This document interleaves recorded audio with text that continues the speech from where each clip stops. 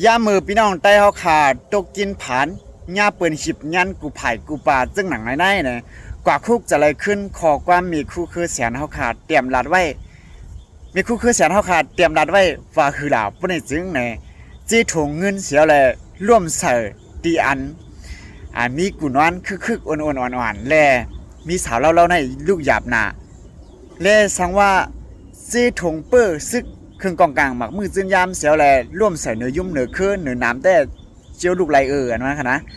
และในกอวันมื้อนี้เฮาขามาอุบกันดองในแลเขาซ้ำกว่าหันข้อความอันคึกในเฟซอันนึงค่ะเนาะเฮาขามาอุบกันและมื้อนี้ก็ถึงมาวันที่17ธันวาคมปี2026ค่ะเนาะข้อความมีคู่คือแสนอันขาวลัดมือกันนะคะเนาะมันก็ถูกแม่นเดียวว่าผู้เขียนเฮาขาได้เนี่ยมังซื้อก็เตียวหลายฮุกหลายให้เสียแลมากุมกำมาเตกงานหิบงานเฮาเลยเฮาคาในก่อมขามเขาดูเนาะไหลลูกพื้นต่อสู้มาต่อถึงหาในเดี๋ยวสนามก้าแต่เร็วก็มีมาอยู่ค่ะเนาะอันเปิ้นเอาไล่โอนไล่อ่อนเซลเลยฉิบญาณเฮามาปล่อยเสือปันเฮาเลยเฮ็ดเฮาข่าวลงลืมห่างลงลืมตูเสียแลเย็นกว่าก็ตั้งนำดังหลาย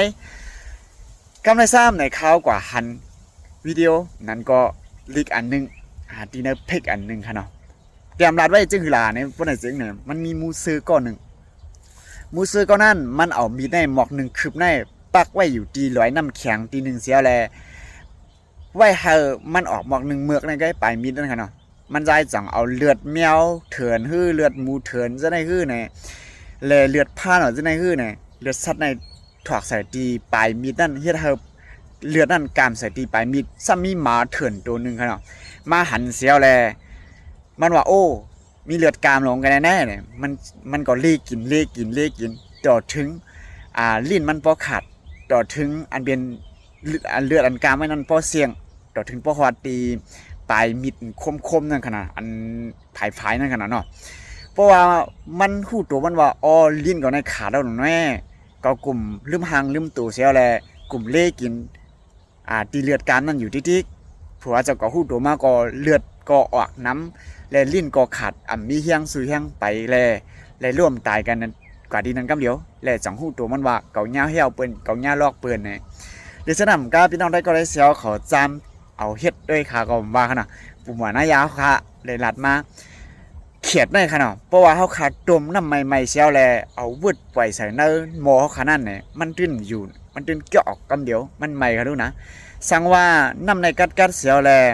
ตั้งไผลอยๆเฮามันใหม่มากำลอยๆบ่ได้จึงเนี่ยเอาเขียดนั้นปล่อยกว่าต่อถึงเขียดนั้นบ่ฮู้ตัวว่าอ้อน้ำในใหม่มันอยู่ไรเนี่ยมันบ่มีเฮียงการขึ้นปากหม้อนะเย้าเนี่ยลูกตายกะก้วยเนี่ยอันนั้นได้ก็มือมันกัดมันเหยียดแน่ม่วนสีม่วนห้ามม่วนหน้าม่วนหลังกลุ่มเมามีอะไรลุยอยู่ในหม้อนี่ขนาดเนาะเพราะว่าไม่เมาเนี่ยก็มีเฮียงการขึ้นแล้วนี่ก็ง่ายพี่น้องแต่เฮาค่ะนะพี่น้องใต้เฮาขาในเนี่ยถูกเปิ้นเตียกเตียงเป๊กกินมาข้างขึงเฮาขำไข่ขามเฮาขาลูกตึกลูกต่อสู้ก้วยกะว่าปอเฮาขาเปิ้นซ้ำเอามาไล่หลีไล่โอนไล่อ่อนมาปล่อยปันเฮาเอาตั้งเกี่ยวตั้งมวลมาปล่อยปันเฮาบ่ได้จึงเนี่ยเฮาขาก็กวาดเฮาขาที่ฮู้ตัวแลพอเขาฮู้ตัวยาก็เฮาขาตกลื่นยาวใครว่าได้ก็